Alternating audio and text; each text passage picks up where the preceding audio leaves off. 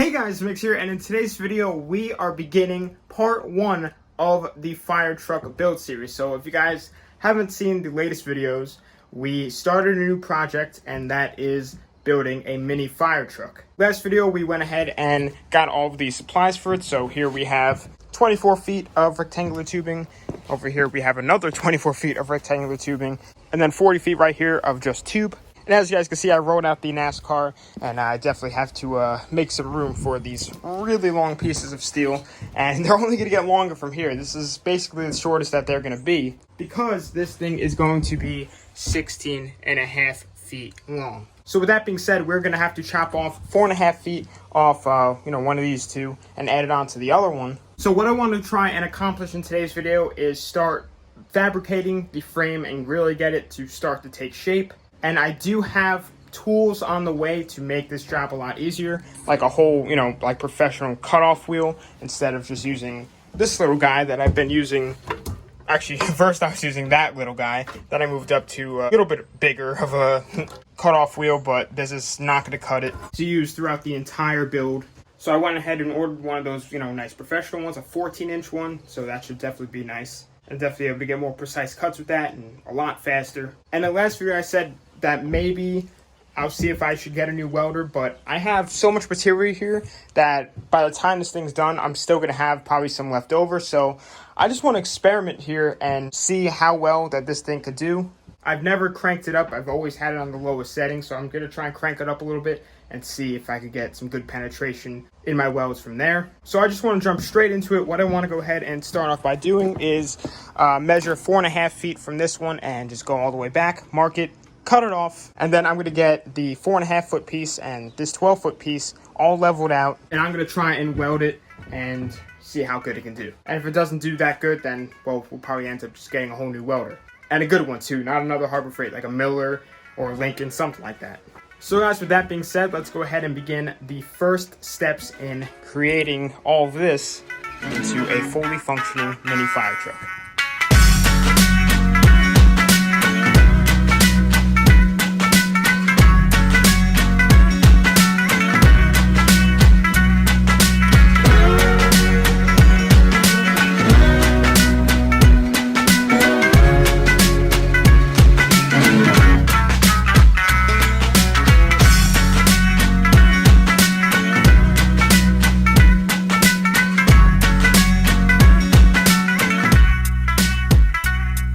So guys, I just finished up welding it, and this is raw, not even grinded down, not even wire brushed or anything, and it looks real good. I put it on the max setting and it was absolutely ripping on there, so I'm gonna let this thing cool before I really touch it.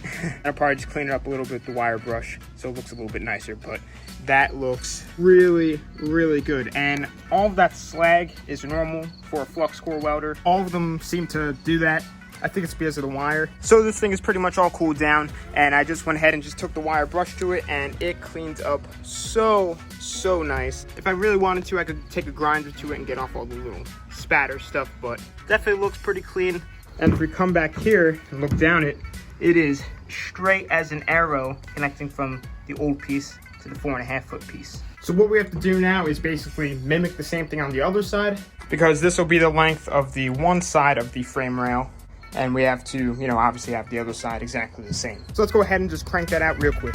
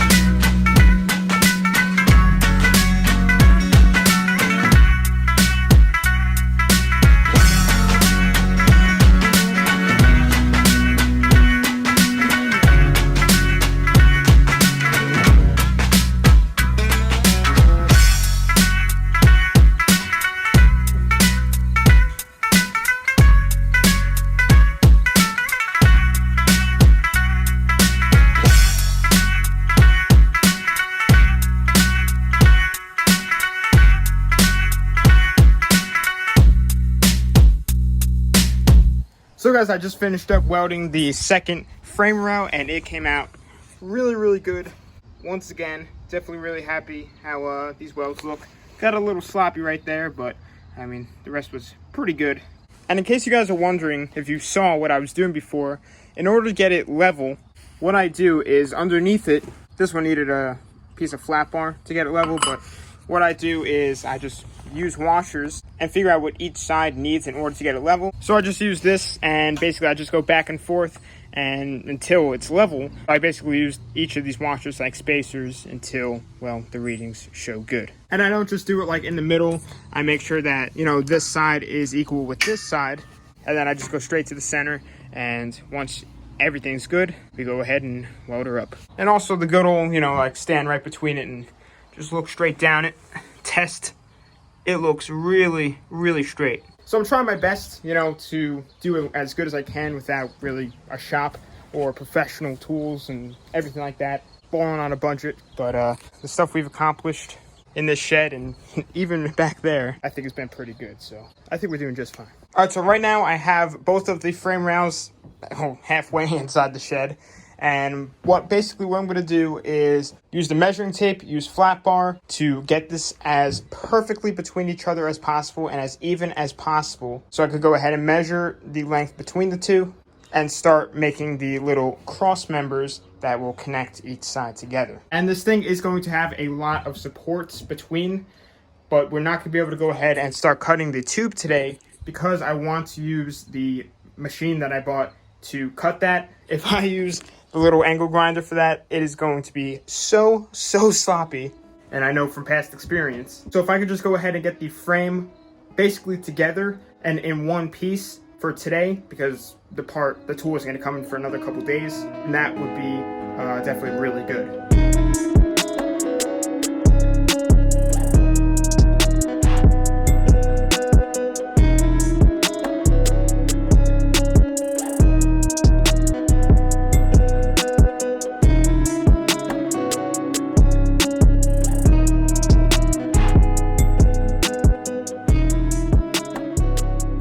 Right now I have each frame rail exactly where I want them to be, so I just put like jack stands and little concrete blocks just on either end to make sure it doesn't pivot around anywhere while I'm walking around, or if something accidentally hits it, like a bird, I don't even know. Or if while I'm cutting, the little cross members starts vibrating the floor and they start shifting.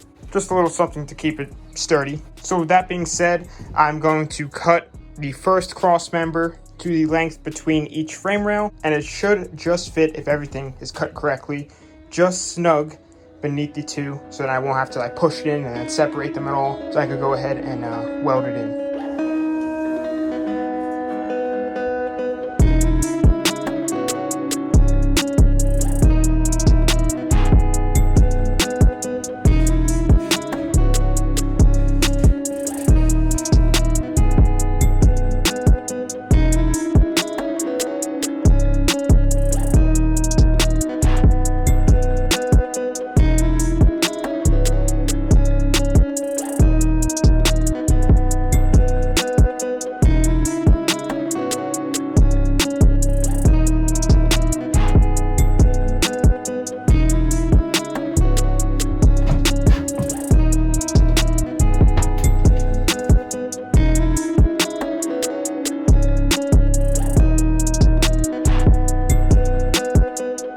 Alright guys, so the frame right now is connected with just this one little cross member, and I mean, you can just tell how thick this stuff is. It is not really flexing whatsoever.